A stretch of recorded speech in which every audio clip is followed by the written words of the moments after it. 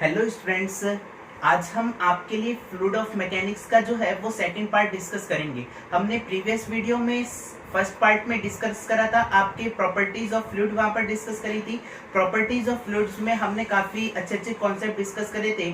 आज हम स्टार्ट कर रहे हैं बायंसी। बायंसी से रिलेटेड हम आपके जितने भी डाउट होंगे इस वीडियो में आपके क्लियर कर देंगे। चलिए स्टार्ट करते हैं। बायंसी होती क्या है तो समझते हैं। Buoyancy when a body dip in the fluid then fluid exert a force in vertical upward direction whose magnitude equal to the weight of the fluid displaced। मतलब कहने का मतलब क्या है, अगर मेरे पास ये है फ्लूइड, ठीक है, ये क्या है इसका फ्री सरफेस। जब मैं यहां पर बॉडी को मैंने इसको डिप करा, जब मैं इसको डिप करूंगा तो इस पर एक ऊपर की तरफ फोर्स लगता है, जिसे हम कौन सा फोर्स बोलते हैं, बायोएंट फोर्स। और इस फिनोमिना को हम क्या बोलते हैं, बायोएंसी। ठीक है, तो कहने का मतलब जो है ये बायोएंट फोर्स जो है उसका मैग्नीट्यूड किसके बराबर होता है, weight of the fluid displaced. Weight क्या होता है, mg, फ्लूइड डिस्प्लेस्ड। आप देख रहे हो मास बराबर क्या होता है, आपको पता है डेंसिटी इंटू वॉल्यूम, ये हो जाएगा फ्लूइड डिस्प्लेस्ड। यहां पर डेंसिटी किसकी लिख जाएगी, आपकी फ्लूइड की, जी। ये क्या हो जाएगा, डिस्प्लेसमेंट, जितना फ्लूइड डिस्प्लेस्ड हुआ। ठीक है, अगर हम बात करते हैं सेंटर ऑफ बायोएंसी जो होती है वो क्या होती है, जहां पर हमारे पास फ्लूइड जितना डिस्प्लेस हुआ है, ठीक है, या बॉडी जितनी हमारे पास डिप हुई है, उसका जो सेंटर ऑफ मास होता है उस पर हमारे पास एक्ट करता है बायोएंट फोर्स। और इसी को हम क्या बोलते हैं, सेंटर ऑफ बायोएंसी। क्या बोलते हैं, सेंटर ऑफ बायोएंसी। आपको पता है इस पर एक फोर्स एक्ट करेगा, वो कौन सा होगा, वेट। वेट कहां होगा इसका, जहां पर सेंटर ऑफ ग्रेविटी होगी उस डाउनवर्ड डायरेक्शन। आपको पता है सेंटर ऑफ ग्रेविटी क्या है, अलग अलग बॉडी की, जैसी बॉडी की शेप होगी उस हिसाब से सेंटर ऑफ ग्रेविटी चेंज हो जाएगी आपकी। ठीक है, वहीं पर अगर हम बात करते हैं सेकंड की, आपको अगर इसमें देखो, आप पहले बात करो कि बायोएंट फोर्स जो है यहां पर डिपेंड नहीं कर रहा किस पर, डेंसिटी कितनी है बॉडी की या मास कितना है। यहां पर मैं कह सकता हूं buoyant force does not depend on mass and density of the body. वहीं पर अगर हम आगे डिस्कस करते हैं आर्किमिडीज प्रिंसिपल। आर्किमिडीज प्रिंसिपल क्या कहता है, आर्किमिडीज प्रिंसिपल ये कहता है कि जब बॉडी को डिप करा जाएगा पानी के अंदर या फ्लूइड के अंदर, तो उसके वस्तु के भार में क्या हो जाती है, कम। तो आर्किमिडीज प्रिंसिपल बात करते हैं।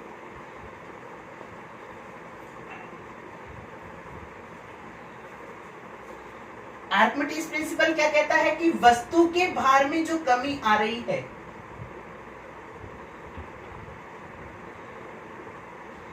वो हटाए गए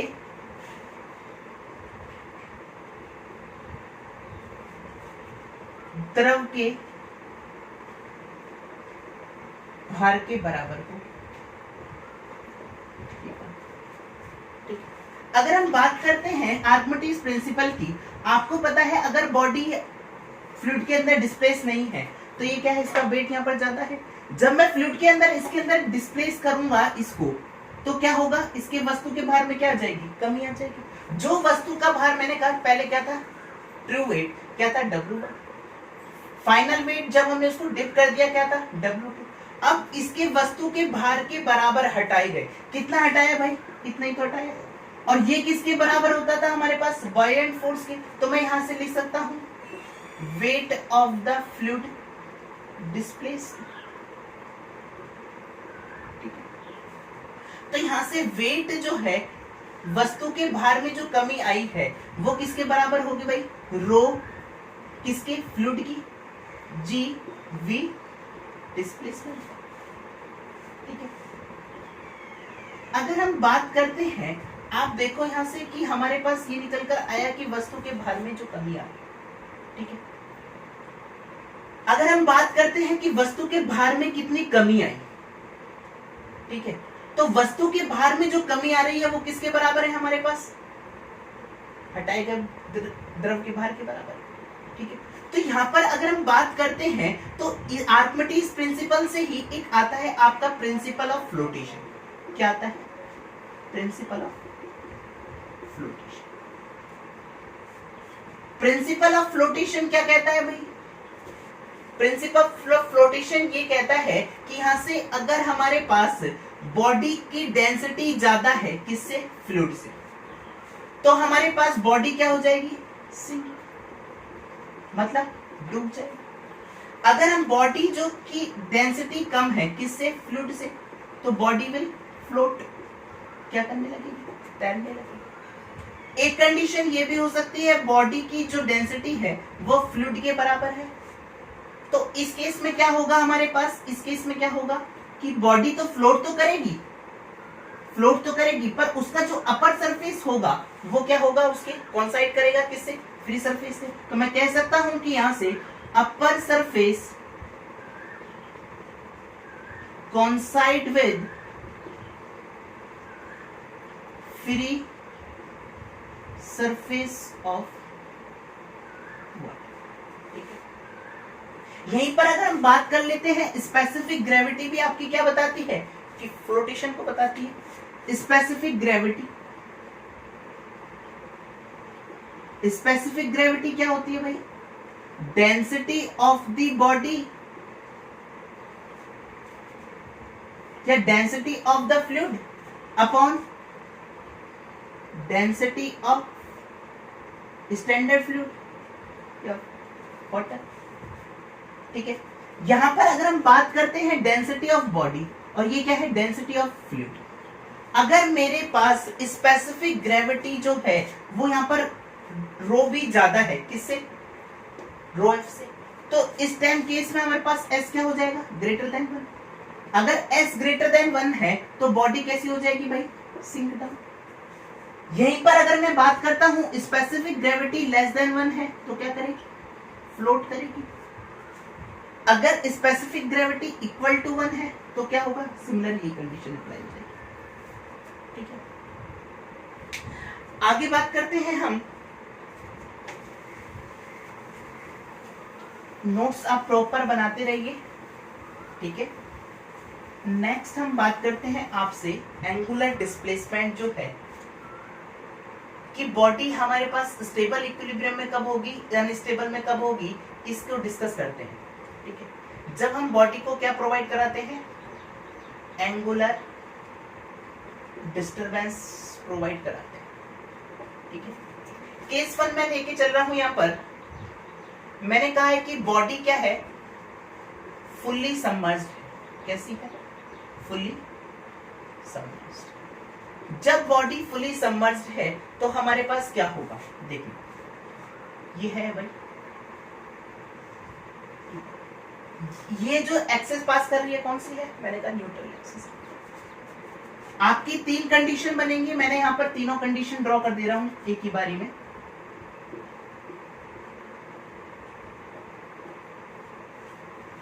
यहां पर जो है, जब मैं इसको क्लॉकवाइज रोटेशन दिया, मैंने कौन सा दिया? क्लॉकवाइज रोटेशन दिया इसको, एंगुलर डिस्प्लेसमेंट। यहां पर क्या होगा? मैंने कहा जी ये है और बायोएंट फोर्स कुछ ऐसे कर रहा है, क्योंकि ये किस पर डिपेंड करता है भाई? ज्योमेट्री पर डिपेंड करता है, ठीक है जी। अगर हम वहीं पर बात करते हैं कि मैंने इसको एंगुलर डिस्प्लेसमेंट दिया तो इसकी पोजीशन कुछ ऐसी हो जाएगी, फाइनल ऐसी।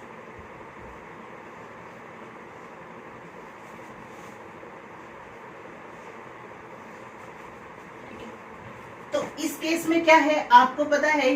जी क्या वेट क्या लगेगा? डाउनवर्ड डायरेक्शन में जी पर mg, और यहीं पर क्या लगेगा? एक बायोएंट फोर्स जी पर, ये भी ठीक, सेंटर ऑफ बायोएंट। आपने इसको क्लॉकवाइज रोटेशन दिया तो ये जो कपल बना रहा है, ये देखो भाई क्या बना रहा है? कपल ही तो बना रहा है, इक्वल एंड अपोजिट फोर्सेस लग रहे हैं। तो ये क्या कर देंगे, इसको और क्लॉकवाइज रोटेशन कर देंगे, तो बॉडी स्टेबल में रहेगी, नहीं रहेगी। तो मैं इस कंडीशन को क्या बोलूंगा भाई, अनस्टेबल। ठीक है, वहीं पर अगर मैं बात करता हूं कि मैंने कहा कि बॉडी जो है उसका सेंटर ऑफ बायंसी जो है वो ऊपर है, किससे, सेंटर ऑफ ग्रेविटी से। तो सेंटर ऑफ बायंसी पर कौन सा फोर्स लगेगा, बायंट फोर्स, और इस पर कौन सा फोर्स लगेगा, वेट।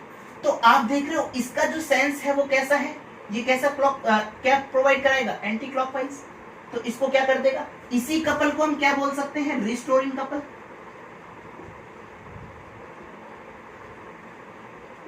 और इस कंडीशन में हमारे पास क्या रहेगी, बॉडी स्टेबल। पोजीशन को दोबारा ऐसा।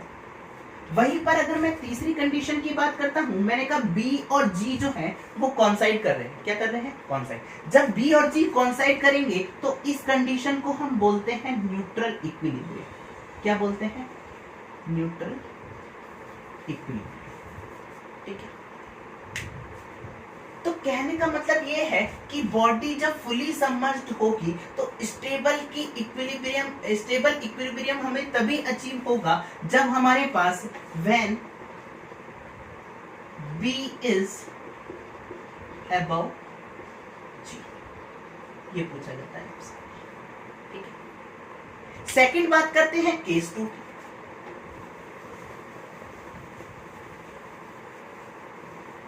मैंने कहा कि हमारे पास जो बॉडी है वो फुली सबमर्ज्ड ना होकर बॉडी क्या है, पार्शियली सबमर्ज्ड है। कैसी है, पार्शियली सबमर्ज्ड।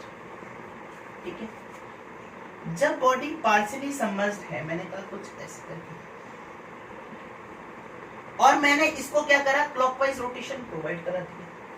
यहां पर क्या होंगे, दो एक्ट करेंगे, कौन कौन से, एक होगा हमारे पास जी, एक कहां लगेगा, इसके डिस्प्लेसमेंट पर, सेंटर ऑफ बायंसी। जब मैं इसको डिस्प्लेस करूंगा तो कुछ ऐसे करके पोजीशन होगी, ये। ठीक है, ये क्या है आपका सेंटर ऑफ ग्रेविटी। अब B जो है वो क्या हो गया, इस डायरेक्शन में आ गया। ठीक है, अब B जब इस डायरेक्शन में है, मैंने इसको क्लॉकवाइज रोटेशन प्रोवाइड कराया, तो ये देखो आप क्या हो रहा है यहाँ पर, बायरेंट फोर्स, और ये क्या कर दे रहा है, इसको इसी डायरेक्शन में रोटेट करवा दे रहा है। तो ये कंडीशन कौन सी होगी भाई आपकी, अनस्टेबल। ठीक है, वहीं पर मैंने कहा कि जब ये जो ऐसे करके आपने इसको रोटेशन प्रोवाइड करा था, ठीक है, जब आपने इसको रोटेशन प्रोवाइड करा था कि ऐसा भी तो हो सकता है भाई हमारे पास कि ये क्या है हमारे पास, जी, ये क्या है हमारे पास, जी। ठीक है, अब ये जो है हमारे पास सेंटर ऑफ ग्रेविटी। अगर मैं सेंटर ऑफ बायंसी की बात करता हूं कि ऐसा भी तो हो सकता है इसका सेंटर ऑफ बायंट फोर्स यहां पर लाई कर जाए, बी। डिपेंड करेगा ना कि हमारे पास कितना फ्लूइड डिस्प्लेस है, कितना उसने डिस्प्लेस करा है। तो यहां पर बायोएंट फोर्स पर कौन सा फोर्स लगेगा भाई, बायोएंट फोर्स सेंटर ऑफ बायंसी पर। यहां पर कौन सा फोर्स लगेगा, वेट। तो आपने इसको क्लॉकवाइज रोटेशन प्रोवाइड कराया और इसने क्या कर दिया, आपका anti clockwise restoring couple provide करा दिया। तो इस केस में हमारे पास क्या हो जाएगा, स्टेबल। तो मैं ये कह सकता हूं कि इसमें कोई जरूरी नहीं है, it is not necessary B is above G, कि B जो है वो ऊपर होना चाहिए, किसके लिए, स्टेबल इक्विलिब्रियम के। किसके लिए, स्टेबल इक्विलिब्रियम के लिए। स्टेबल इक्विलिब्रियम के लिए ये जरूरी नहीं है कि हमारे पास पार्शियली फ्लूइड जो है, अगर बॉडी पार्शियली सबमर्ज्ड है तो हमारे पास B अगर ऊपर होगा G से तो क्या होगा, स्टेबल तो हमेशा रहेगा। अगर हमारे पास B नीचे लाई कर रहा है सेंटर ऑफ ग्रेविटी से, तो इस केस में हमारे पास अनस्टेबल भी हो सकता है और स्टेबल भी हो सकता है। तो मैं क्या कह सकता हूं, फॉर पार्शियली सबमर्ज्ड बॉडी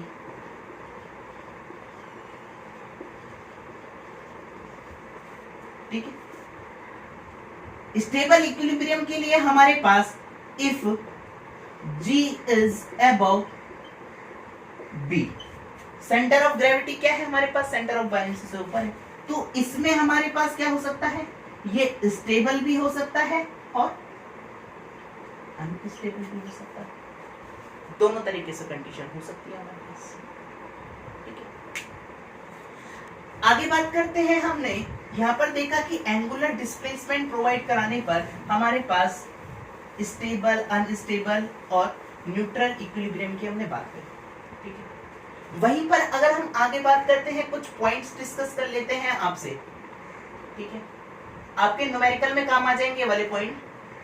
मैंने कहा कि अगर मेरे पास ये आइस है, क्या है, आइस है, इसकी डेंसिटी गिवन है, मान लिया कितनी है, 900 kg पर मीटर क्यूब।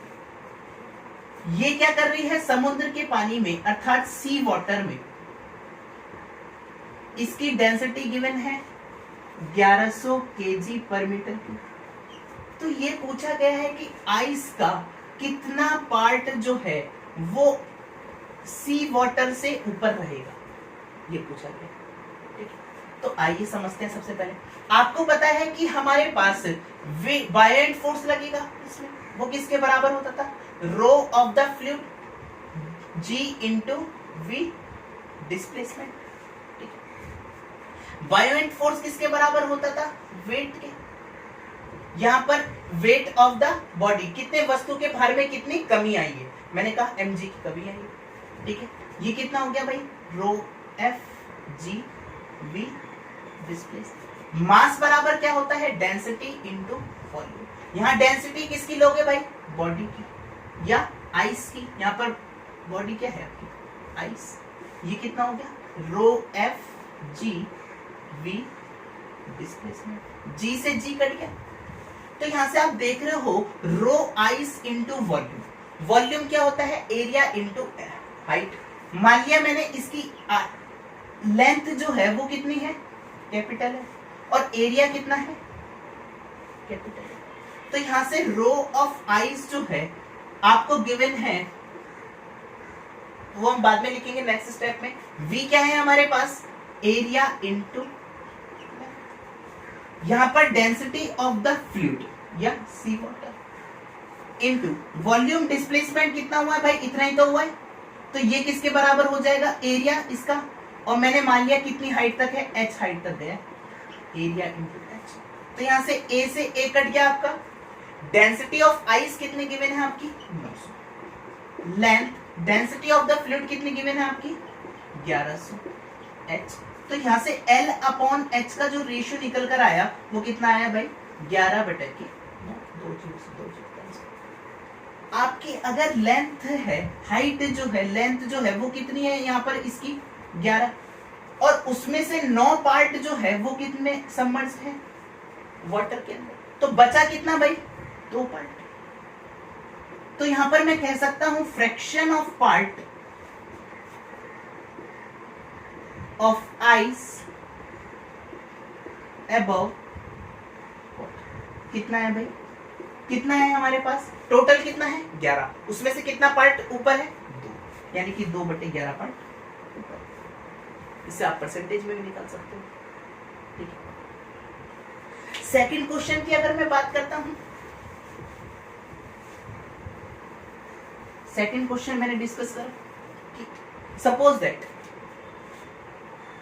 ये है आपका वाटर, क्या वाटर, इसमें मैंने 2 बॉडी डिप करी है, एक बॉडी A है, एक बॉडी B है। ठीक है, इसका जो वॉल्यूम है वो इसके अंदर जो सबमर्ज्ड है वो कितना है, आधा, और इसका 2/3 जो है वो इसके अंदर सबमर्ज्ड। ठीक है, तो आपसे डेंसिटी ऑफ A और डेंसिटी ऑफ B का रेशियो पूछा है, ये निकालना है। ठीक है, तो कैसे निकाल सकते हैं भाई, आपको पता है डेंसिटी जो होती है वो कहां से निकालेंगे, मैंने पहले वाले केस के लिए बात करी, पहले वाली बॉडी के लिए, बायोएंट फोर्स बराबर रो एफ जी वी डिस्प्लेसमेंट, और ये किसके बराबर होता था, वस्तु के भार में कमी। रो एफ जी वी डिस्प्लेसमेंट, यानी कि यहाँ पर मास जो है वो किसका है, बॉडी का, तो density of body into volume into G. Rho यहाँ पर किसका लिया जाएगा, वाटर का, मैंने कहा सेम फ्लूइड है दोनों के लिए, किसके लिए, सेम फ्लूइड, रो मैंने मान लिया यहाँ पर वाटर है। जी वी डिस्प्लेसमेंट कितना वॉल्यूम हुआ इसका, आधा, तो यहाँ से v/2 से v/2, g से g कट गया, तो यहाँ से डेंसिटी ऑफ बॉडी जो है ए बॉडी की वो कितनी आई निकलकर, रो वाटर अपॉन 2। सिमिलरली अगर मैं बात करता हूं बॉडी बी के लिए, एफ बी बराबर rho of fluid G V displacement, density जो है वो हम कैसे निकालेंगे, m into G, density of fluid G V displacement, ठीक है। ये क्या इतना हो जाएगा, आपकी density of body B into volume into G, density of water G, कितना पार्ट इसका सबमर्ज्ड है भाई, 2/3 पार्ट। तो यहाँ से डेंसिटी ऑफ बॉडी कितनी निकल कर आई, जी से जी कट गया आपका, बी से वी कट, तो यहाँ से कितना आ जाएगा आपका 2 रो वाटर अपॉन 3।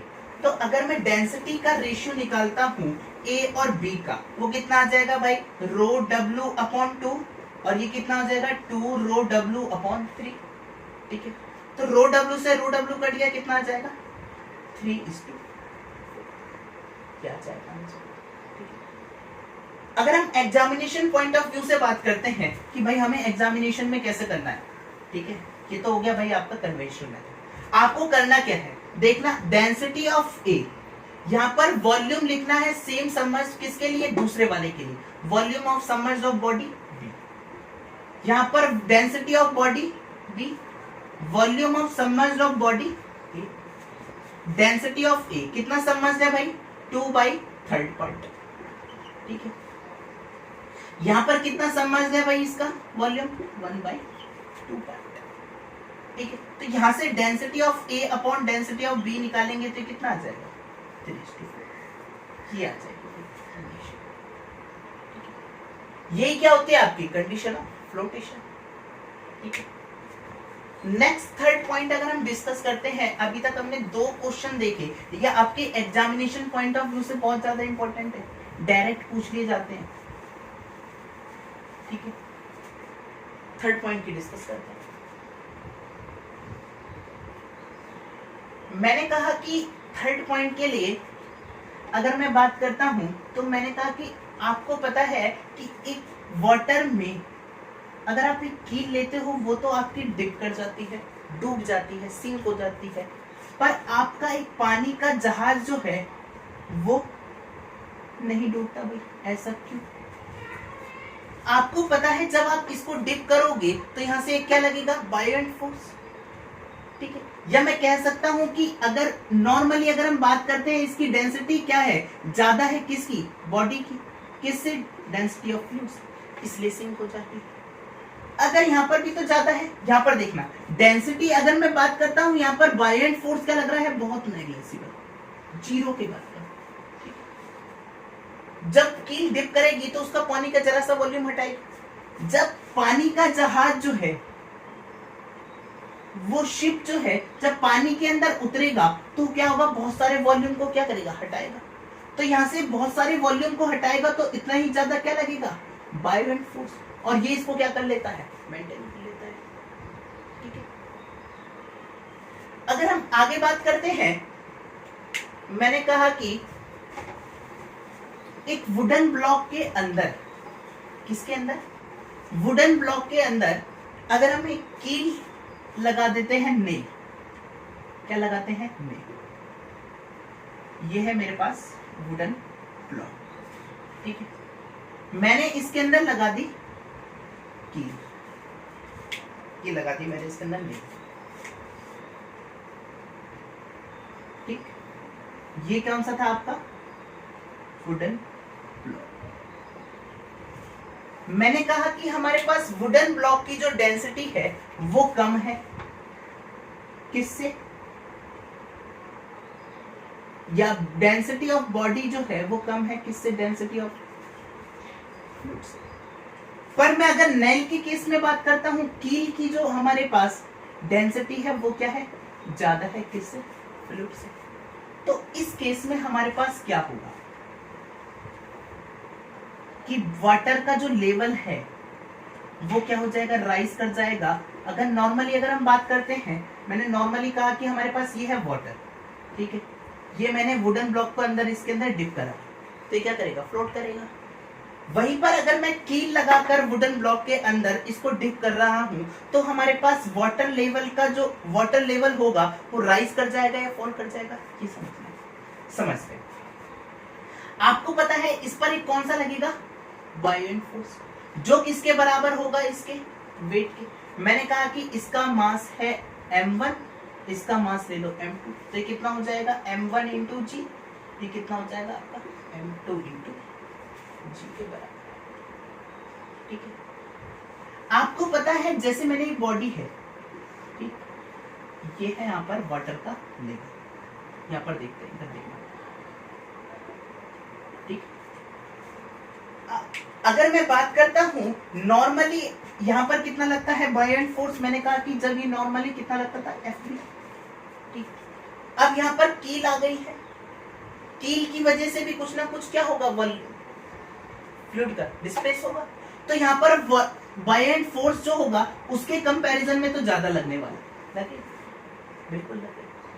पर अगर मैं बात करता हूं यहाँ पर बायोइंट फोर्स अगर ज्यादा लगेगा, अगर यहाँ पर कील है, क्या है कील, नॉर्मली अगर खाली कील होती तो वो क्या हो जाती, डिप कर जाती, तो डिप करने की वजह से उसका वेट क्या है, ज्यादा है, डेंसिटी क्या है, ज्यादा है, डेंसिटी ज्यादा है, तो हमारे पास ये की हो गई, हमारे पास की, ये क्या लगेगा, डाउनवर्ड डायरेक्शन, तो इसकी वजह से भी कुछ ना कुछ क्या आएगा, वेट आएगा इसके अंदर, जो कितना आएगा m2 इंटू जी के बराबर। इसकी डेंसिटी ज्यादा होने की वजह से, किसकी, नेल की, किससे, फ्लूइड से, ये क्या करेगी, इसकी जो फाइनल पोजीशन होगी, इसकी फाइनल पोजीशन ये ना रहकर, पहले ये थी, मैंने कहा फाइनल पोजीशन कुछ ये हो जा रही है, इतना पार्ट इसने ऊपर से किया, ठीक है। तो ये यहाँ पर, ये जब यहाँ पर ये आएगी नीचे की तरफ, ये क्या करेगी, फ्लूइड को यहाँ से हटाएगी भाई, डिस्प्लेस करेगी, और ये फ्लूइड जाएगा कहाँ, ये यहाँ जाएगा, डिस्प्लेस होगा। मतलब कहने का मतलब क्या है, जब नेल इसके अंदर लगाई जाएगी वुडन ब्लॉक के अंदर, तो हमारे पास वाटर लेवल क्या हो जाएगा, राइज, ठीक है। वहीं पर अगर मैं बात करता हूं, मैंने कहा कि कील को जब मैं हटा दूं, नेल क्या कर दे हम, हटा दे, जब मैं नेल हटा दूंगा तो क्या होगा, वाटर लेवल क्या हो जाएगा, फॉल हो जाएगा दोबारा,